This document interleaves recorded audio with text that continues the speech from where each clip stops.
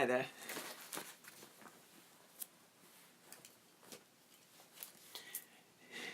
So, I'm going to do an unboxing because, hey there, I've been sent a thing. I am quite excited about this thing. It's a book. It is a book from a woman who recently transitioned in her 50s. Her name is Jen, and she has written a book about her experience. She, from the time of coming out to the time of like complete medical transition, was about 2 years. She's one of my followers on Facebook. I actually don't know if she's here on Instagram following me as well, but I'm really excited because she sent me this book, and I'm interested to see, like, I mean, this is my first time that I've really, like, held it or looked at it. So I figured I might as well do an unboxing. I've just got back from work, which if you guys if you guys see my recent post, you will see where I was working today, which I'm not going to talk about, but I just want to say I'm super excited. So I was also excited when I got home, and I kind of tore into this prematurely. So we're going to pretend that I'm opening it again. Oh. Hey Rob, nice to see you, man. And everyone else, hey everyone else who's joined. So I'm pretty happy. I've got this book in the mail. It is the, I think it's an advanced print. It's for a book by a woman called Jen Booker, who recently transitioned. She's in her 50s, and she wrote and kept notes about her experiences for the whole of her transition, and it was about 2 years from the time that she transitioned. Her book is just coming out. Apparently it's available as an ebook as well, and she's made her prices as low as possible because she wants to make it accessible, the information that she has, and, you know, her experiences and everything. She's one of my followers on Facebook, and so when I announced my transition, she's one of the many lovely people who came forward to be, like, very supportive. Yeah, so she also offered to send me a book, and I'm excited because I like books, and I also want to learn as much as possible.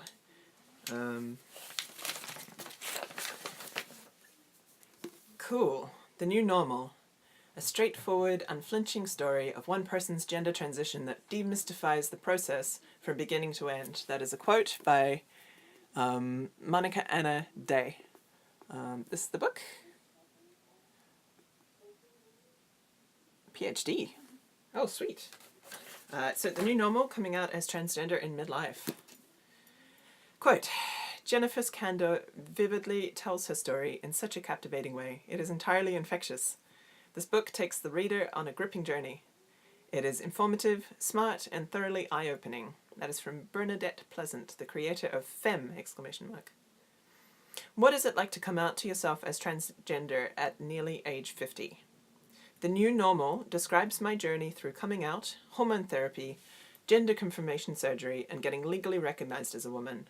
Thanks to my academic background, this book is not just written for transgender people and their loved ones, but also for students of gender studies, social sciences, and medical professionals. Awesome. Quote, Dr. Jennifer Booker is one of the most courageous women I know. She has generously shared her comprehensive knowledge and experience in all aspects of transitioning. That's from Susanna Meyer, PhD, founder and host of the Erotic Literary Salon. That sounds good.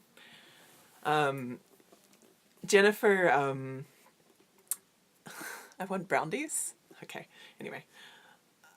Dr. Jennifer Booker earned degrees in aerospace, a Bachelor of Science, mechanical, Master of Science, and biomedical engineering. She has a PhD.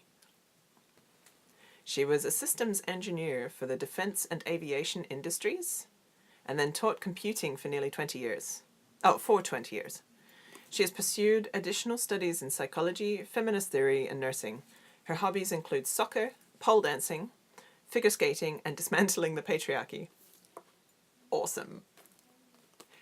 So this is the book. Kind of excited about it. When I say kind of, I mean I am excited.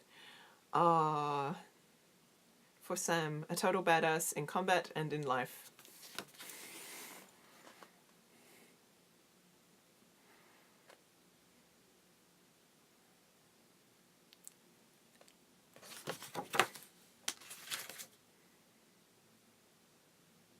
Oh, cool. Okay, this is happening. I'm going to read to you guys if that's okay.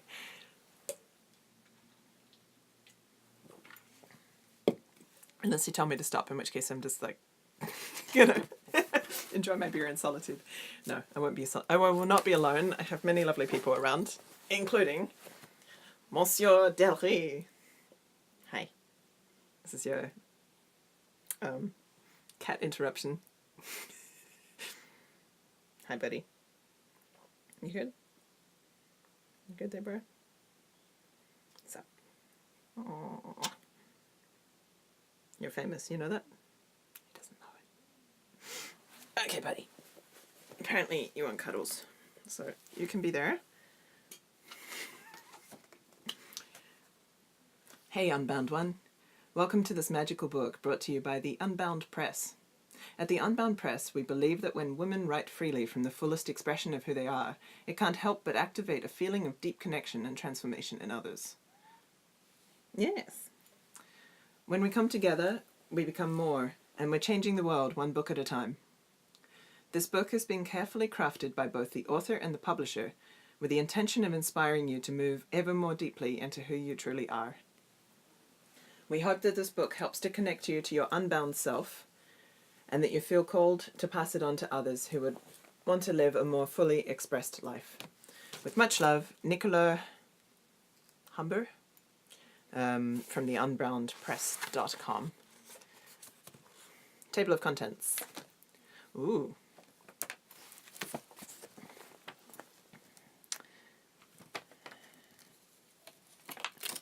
Excuse me, sir. No. No, that is not for you, dear.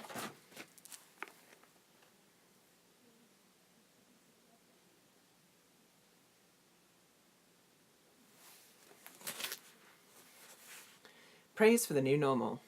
Trigger warnings and disclaimers. Outline. Instructor guidance. Forward. Acknowledgments. Chapter 1, My Foundation. Childhood. Wow. Oh my. Excuse me. Chapter 2, Adulting. Chapter 3, Breaking Free and Searching for Answers. Chapter 4, Hello Jennifer. Chapter 5, Hormones are Fun. Chapter 6, Coming Out. Chapter 7, Gender Confirmation. Chapter 8, Name Change. Chapter 9, Social and Sexual Transition. Chapter 10, The Future. Appendixes. Wow, this looks really thorough. There's some really good titles to these sub-chapters. Broken from the Start, Growing Up Cripple, Hospitals and Consent, Constantly Moving, Bicycling, Trivia and Praise for Intellect, Follow the Rules, Religion, Flying, The Dark Side, Randy, The Dark Side, Mr. D, The Dark Side, End It. Oh dear. Music, Games, Social Life, No Comprende. Wow, she's really brave. Employment, Sex and Body Issues, Gender Roles, Lots of Good, Reflection. That's for Chapter 1, which is called My Foundation, Childhood. I'm glad you guys are having fun. Chapter 2, Adulting, Career Arc, Religion, Sex as a Young Adult, Freedom to Study Weird Stuff. Ooh, that sounds fun. Follow the Rules, Fashion Curious, The Dark Side, Descent into Hell. Signs of Rebellion, The Dark Side, Escape, Reflection. Chapter 3, Breaking Free and Searching for Answers, Setting Up New Life, Ongoing Education, The Dark Side, Food Challenges. Song of the Sacred Whore, The Essential, and that's essential with like sensual, The Essential Experience, 5 Rhythms, Private Coaching, The Salon, Mark Groups, 4 Agreements. Yes! I'm so glad she mentions the 4 Agreements. Do you guys know what the 4 Agreements are? The 4 Agreements actually also changed my life. I should probably make a post about them. It's basically like 4 things that you decide to do, and it goes, be impeccable with your word. And when you say impeccable, it means like completely consistent with your word and yourself. So be impeccable with your word, always do your best, assume nothing, and don't take anything personally. Those are the 4 agreements. And basically, if you practice those things actively, all of your social interactions get better, because like, think about it, like don't take anything personally is a really big one. Like you can really diffuse a lot of situations if you look behind what someone's doing, even if it is personal about you. If you're able to not take something personally, you can kind of almost turn it around and examine what the person that's communicating with you, what's driving them to like initiate that. You can figure out a lot of what people need and how to avoid a lot of pain and misunderstanding, really. Yeah, so the 4 agreements, she mentions them in page 107. But yeah, they definitely changed my life. When I was going through all kinds of hell. When have I... Okay, I'm not going to make a snarky comment, but basically, like, one of the times that my life was pretty rough, I came across that and started practicing it. Basically, just I think the biggest thing that I really committed to that I wasn't already doing was to be impeccable with my word, because I was already trying my best. I was definitely already trying my best. Was I taking things personally? I think I kind of was. I was still taking things personally, but like I was definitely working on it, because that's an obvious one. Like, if you don't take things personally, like,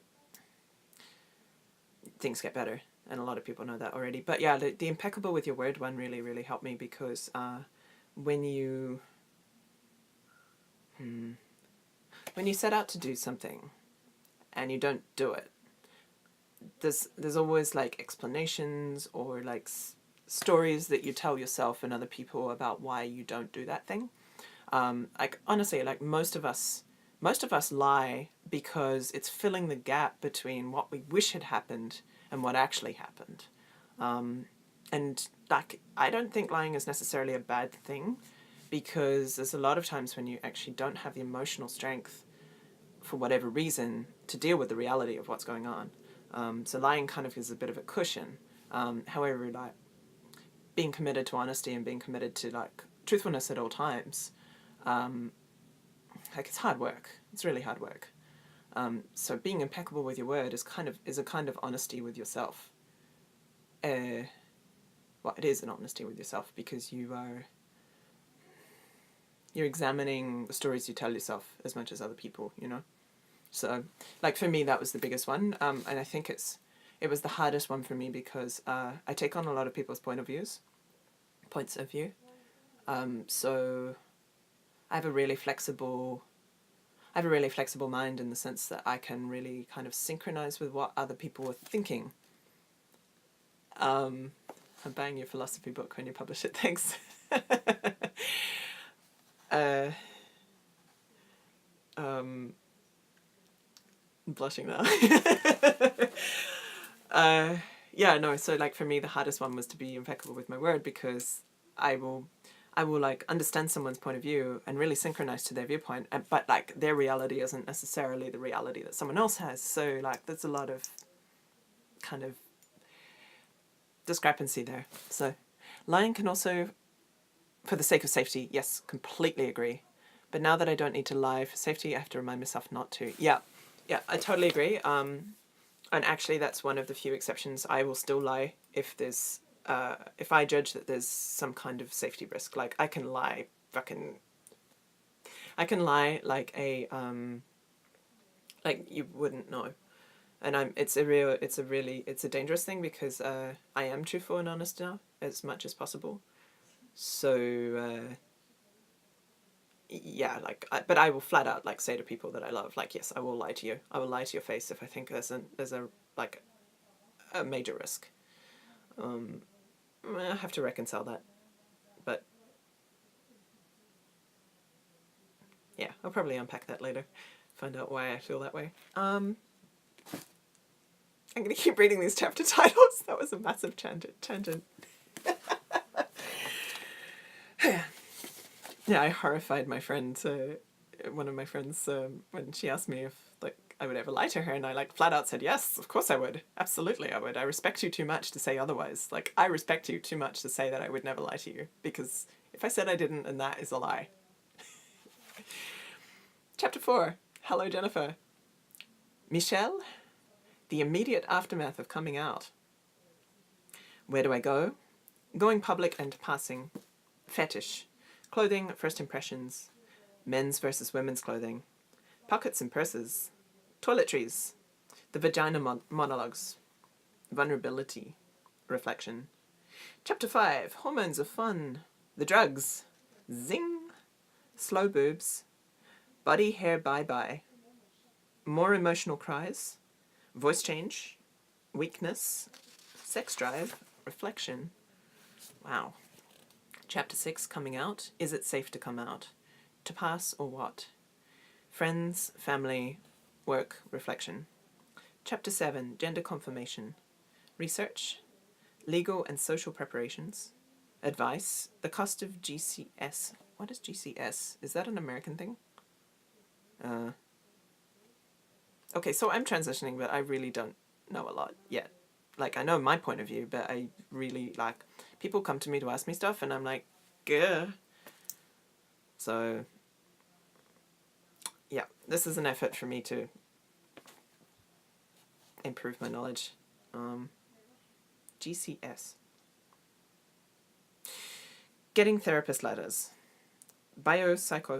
Psychosocial, question mark. Medical preparation. Surgery and immediate aftermath. Recovery, the first week. Peeing. Good hygiene isn't optional.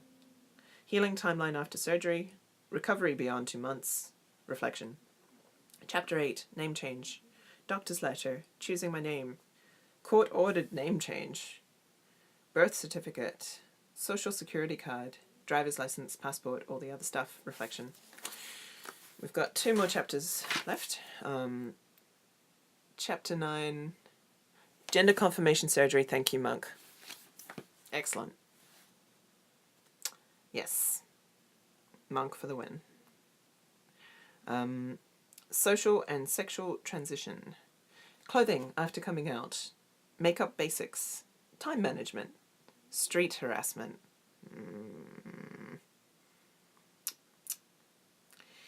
Ages 5 and 15 and adult. Dating. Family relations. Sexuality. Reflection. Chapter 10. The future. More transition? Question mark.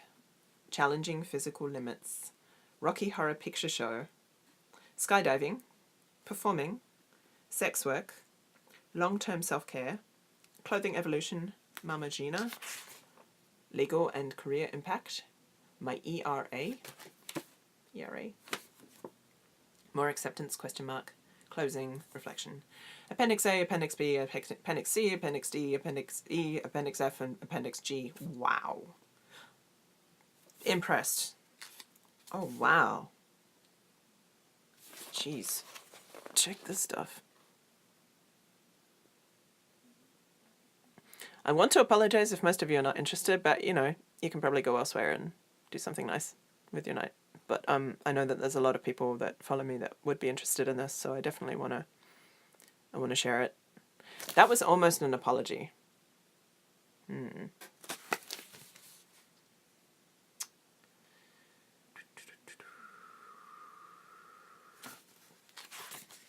Wow. This lady has done a lot of work. Okay, I'm going to read some of the praises for the new normal. Dr. Jennifer Booker is one of the most courageous women I know. Oh, I think I read that one already. Quote from Bernadette Pleasant. This is storytelling. Thank you, Jennifer, for sharing your story so openly. I learned, I cried, I laughed. This is a fantastic read that leaves the reader fascinated, enlightened, and more understanding. I am loving this book. What a page-turner. Jennifer's candor vividly tells her story in such a captivating way. It is entirely infectious. This book takes the reader on a gripping journey. It is informative, smart, and thoroughly eye-opening. Okay, the next one is, it's not unusual for me to take 6 months worth of beach days to finish a book. I completed The New Normal coming out as transgender in midlife in 3 sittings. Yeah, you guys are right. This is my channel. Thanks. Wow. So there's a lot of praise. Trigger warnings and disclaimers. This book is completely uncensored and is intended for a mature audience. It contains frank, explicit discussion and descriptions of medical issues and procedures, suicide ideation, eating disorders, sexual harassment, far too many forms of abuse and sexuality, and some curse words. Sections prefaced the dark side, that's a Star Wars reference, not racial, are most likely to be triggering. You have been warned. Some names have been changed or deliberately omitted for various reasons.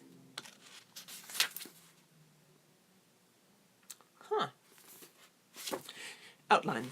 The structure of this book was intended more for an academic audience that might want to pick selected chapters for various audiences. As a result, it doesn't read much like a traditional autobiography, but instead has chapters that may be of interest to students and academics in psychology, gender or queer studies, sociology, or nursing. The first 2 chapters are a mostly topical autobiography of my life from birth to age 18, and 18 to about 48. The purpose of chapters 1 and 2 is to provide the context for understanding my experiences that coloured my coming out and transition. Chapter 3 discusses events leading up to my coming out as transgender. Chapter 4 discusses coming out to myself, i.e. when I first realised I was transgender, and the short-term aftermath the short-term aftermath of that revelation.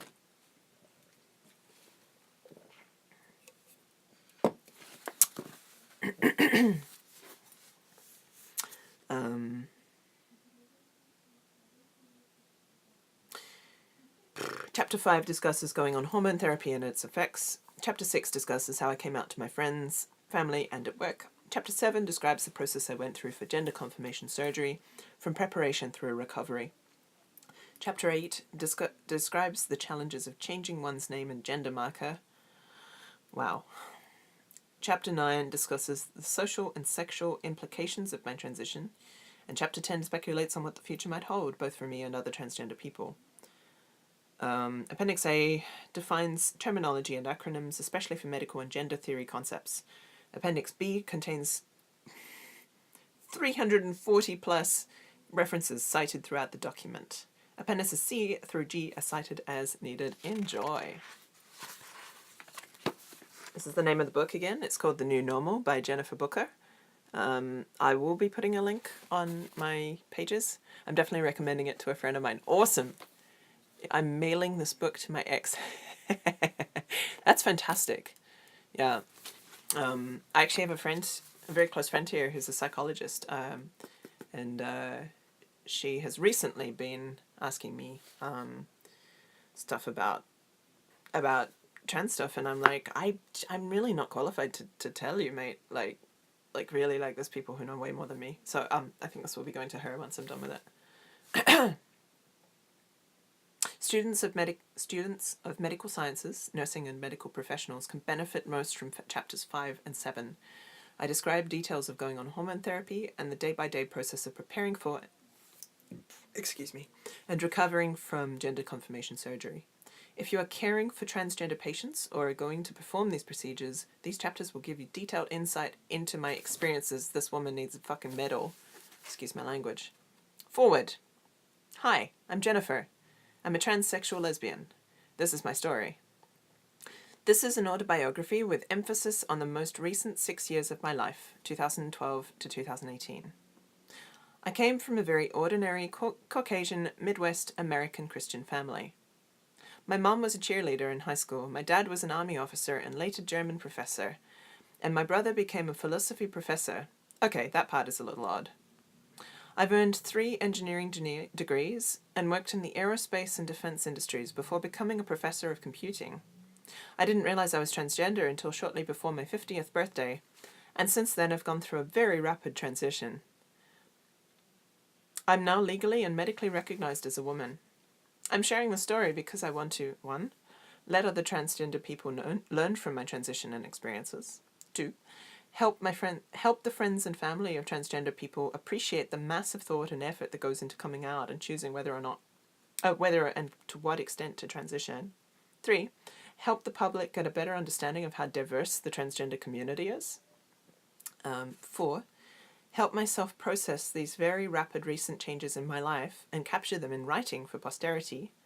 5, help everyone understand how important it is to trust your own instincts. Ooh, typo. Oh dear. Have to tell her before she prints too many more. I just told the internet. Oops. This is not the typo that you're looking for. Help everyone understand how important it is to trust your own instincts, to trust messages from your body, to help point you to the right relationships and career choices. Also, if you guys ever need anything like proofread, I'm including extensive cross-references to academic sources and feminist theory so that this book can be also used to support courses on queer theory, psychology, feminist theory, social work, nursing, and related medical and social sciences. There is a reflection section at the end of every chapter to provide questions for every possible classroom discussion, personal exploration, or additional research. Wow, I'm so impressed. Intersectionality disclaimer. My experiences are coloured by some degree of privilege, being Caucasian and middle class, but also by a history of abuse and disability. The media are full of prominent transgender women, for example, Caitlyn Jenner, Laverne Cox, and Janet Mock, whom I consider hyper-feminine. They wear heavy makeup and wigs constantly. Their appearance is almost as exaggerated as drag queens. Transgender women aren't all that way. For me, my transition to being recognized as a woman is a brazen act of authentic living, in part because I don't live an exaggerated flavor of feminine, just for the sake of fitting in better. Passing as a woman isn't needed or a relevant concept for me because I am a woman. Yes. So much yes to this. I just want to say, like, so I'm a really feminine guy. I have long, amazing hair, and my female friends are like, Sam, we want your hair. I do not plan to cut this. When I transitioned last year, when I started going on hormones and stuff, my buddy Pete from work, he was like, so you're going to buzz your head? And I'm like, no. Why? Why would I? And he's like, well, because, you know, you're a guy. And I'm like, fuck that. Like, I don't care. Personally, I do not care enough about passing if it changes who I am. And who I am is someone who loves my long hair. My mom is probably going to, like, celebrate when she hears that, because I went through a period in my 20s where I actually wanted it short. But anyway, that's another story. I love my long hair. I'm a guy. I'm a guy with long hair. Deal with it, world. Yes, I'm transitioning. I'm super feminine. I still get madamed. It's a slow process. But it doesn't matter enough to me to become a dude bro just so that I can be confirmed in my gender. She's saying the same thing. Yeah. Like, okay, so I also want to say, conversely, gender norms are important because they give us navigation points. I definitely use gender norms to measure myself against. It's just that I've decided on where to be within that. I've decided on where I want to be. And if those gender norms were not there, I do want to say they're important, because if they were not there, I would not know I was a guy, and I would be miserable for the rest of my freaking life. Knowing what I am, knowing where the framework of gender and the spectrum of gender is, helps me realize where I fit within it. So I do want to say that I think that they're important to have. I just think that people could do with more educating on the fact that the expressions of gender within gender norms don't have to fit binary, you know, like a stereotype or a binary. So that's kind of where I'm at on that. And also thank you for your lovely comments, everyone. Thank you. So I'm just going to go back and read that last sentence that triggered that little response from me. For me, my transition to being recognized as a woman is a brazen act of authentic living, in part because I don't live an exaggerated flavor of feminine just for the sake of fitting in better. Passing as a woman isn't needed or a relevant concept for me because I am a woman.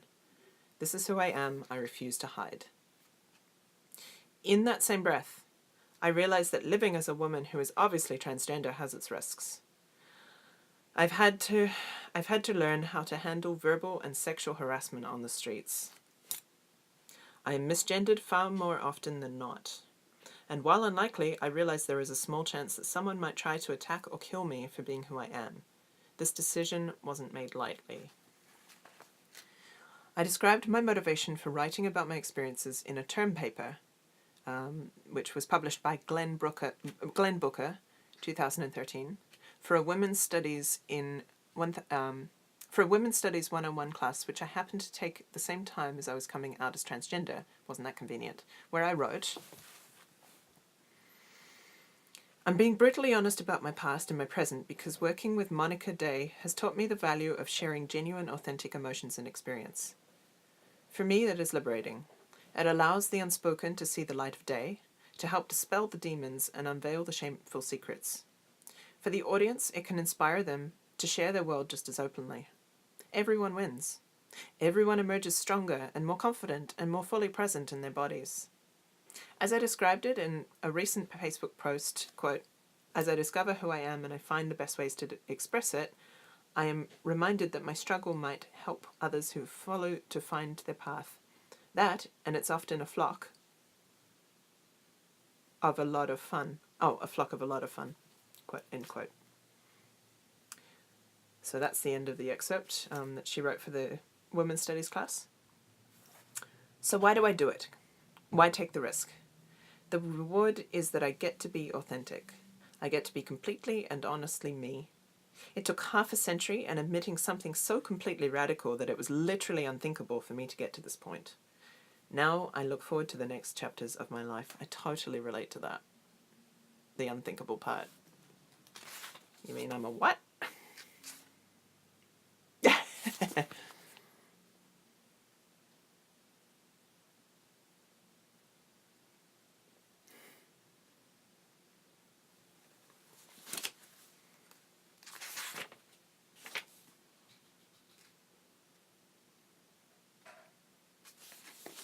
I won't read the acknowledgments, but I will show you.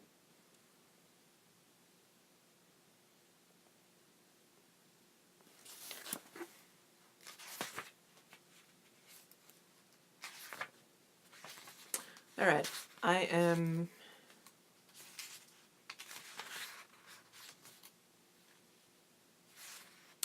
going to stop there. I'll just give you a flash of the first page.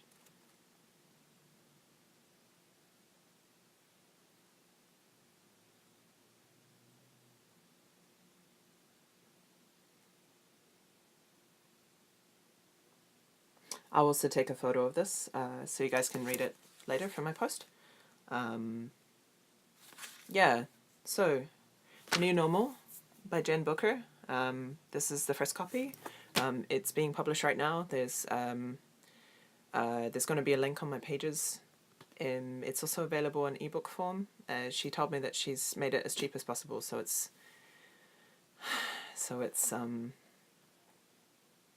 accessible. But yes, thank you guys for being part of this discussion. I'm really, really glad.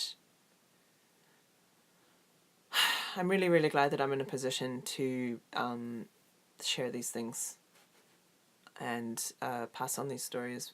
And I'll be fully honest. Before I realized I was trans, like I was an ally, but I wasn't invested in learning more than I needed to. I can tell you it was the greatest frickin' shock in the world for me to realize that I was a guy. So in a lot of senses I can relate to the otherness of trans experiences. I can relate to how odd it is for people who don't experience transgender related ways of looking at things. So in many senses, I'm really just trying to share like how new this is for me, in an effort to kind of, I guess, normalize it or make it accessible. Like, I can experience what I go through, but like it doesn't mean that's what everyone else goes through. And I think that's the biggest thing about the trans community is like everything is so personal that everyone who like we have similar experiences, but I'm only able to say what's right for me. Like, you know, like the thing I just said about like wanting to keep my hair long, some other guy might be like horrified by that. It might not represent him. He might just be waiting to be a freaking knucklehead, you know? It might be his dream to be, you know, someone that's a beefy, muscular, gigantic guy. And that's right for him, you know? Yeah. I'm super lucky for myself because I feel that in many ways I figured out a lot of the stuff about my own identity before I realized I was a trans guy. So like I was really like quite happy already. And I made a post about gender euphoria recently. I think I did it on Twitter and not here on Instagram. But it's basically saying like you don't have to be in pain to realize that you're a trans person. Sometimes it's as simple as just realizing the joy that you feel when you're recognized in your correct, you know, gender.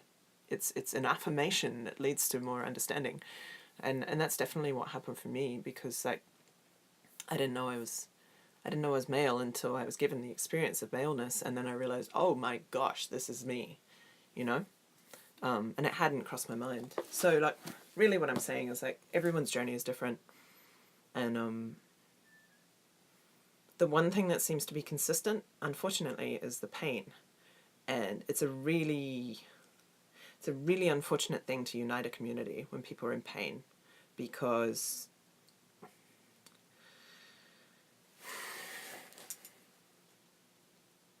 pain makes you reactive. Pain brings out a lot of negative feelings. Pain can be very constructive if you have the energy to filter it, but it also makes it really hard to listen and be present with other viewpoints because your pain is so demanding. It takes so much energy. And I mean, this is about, like, I'm not just talking about like the pain that trans people experience. I'm talking about pain in general here. So pain really is such an inhibitor for unification because everyone is hurting and you have to work twice as hard to hear the other people. And I mean, woe to anyone who's like actively conflicting against you because it just like escalates things really fast. So unfortunately with the trans community, and I use that term loosely because I actually don't know what the trans community is. When people who identify as transgender tend to get together, from what I can see, it seems to be a lot of identifying with other people based on negative experiences. And I know that there's a movement like trans is beautiful and like gender euphoria. Like this is starting to put down the roots of the fact that the trans experience is a very beautiful thing, which I actually do believe. I think it's a pretty amazing experience, and I'm privileged to go through it. Yeah, it's like at the moment people identify with each other based on something negative, and it's not constructive. You know, it's not constructive to change. Hey, Adam. So yeah, like I know for myself, I'm really trying to share the positive aspects of transitioning. I mean, I will share the struggle as well, but I definitely do not share everything with you guys, because there's so much out there that is hard, and I want to kind of share the stage after the hard. Like, okay, so I did this hard thing, but here's where I'm at now. This is what I found, you know? I really wish gender euphoria is recognized as part of the trans experience, so much focus on the dysphoria by psychology. It frames the disorder as a disorder rather than an actual way of being. Yeah, yeah, I quite agree. Yeah, it's like, but it's kind of like that thing I said once in that talk I did about like running from versus running to. Like, it's both. You're running from something that's injurious to you and running towards something that's positive to you, and because there is so much pain involved, like, it's easy to see the running from, you know. And like, also when people reach a destination of their identity, it's kind of a bit like weight loss. Like, it takes a lot of freaking courage to share your journey of weight loss, right? Like, I follow a few super plus size people on Instagram, and I kind of follow their experiences and what they go through, and the courage that they face to change their body shape, the courage that they show, I can really relate to that, because they are also, in a way, transitioning. They're transitioning their physical form, and I think they might even have it harder. Having not gone through that journey myself, I can't be sure, but like, what I'm getting at is, you really want yourself to be at this destination. Like, this is what I want to be, this is what I am, this is what I see myself as, this is where I'm at. And like, once you get to this point, you just want to kind of cut away all that other stuff. You want to be like, no, that wasn't me, that's not relevant. I'm not going to do that. I've made a decision to keep my name the same because I'm so proud of everything that I've done already. And I think for me, I would be taking something away from everyone if I just separated myself from that. I would be taking away a lot of power that I've given people through my journey so far. And my journey just happens to have got to the point that I've grown to realize that I'm a guy. But that doesn't take away from what I've done as a woman. As a woman. Man, those 3 words. Like, I'm still going to be freaking uncomfortable about everything related to me being feminized and placed in that role, just as I always have been. But that doesn't mean I'm going to like cut it away completely, because that is my journey and that has value, you know. Anyway, I'm going to wrap it up there, guys. I've had a long day. You should go see where I was working today. I'm very, very happy right now, and also quite tired. And I'm going to have a flippin' beer. Thanks so much for joining, and thanks for listening to me, and for your comments. Oh no, Melanie, I'm so sorry you just got here. What this live stream was about was me sharing a book that I was just sent by Dr. Jennifer Booker. It's about her experience of transitioning late in life, in her 50s. It's pretty comprehensive. I'll be doing a post about it again soon.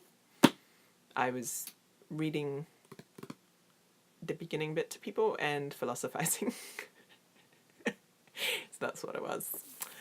All right, you guys, thanks so much for being here. I will, you're welcome. You're welcome. I appreciate all of you guys being here. Thank you. Like, seriously. I really appreciate everyone tuning in and engaging. So, yeah, take care. Have a good night, and I'll see you on the internet. Ciao.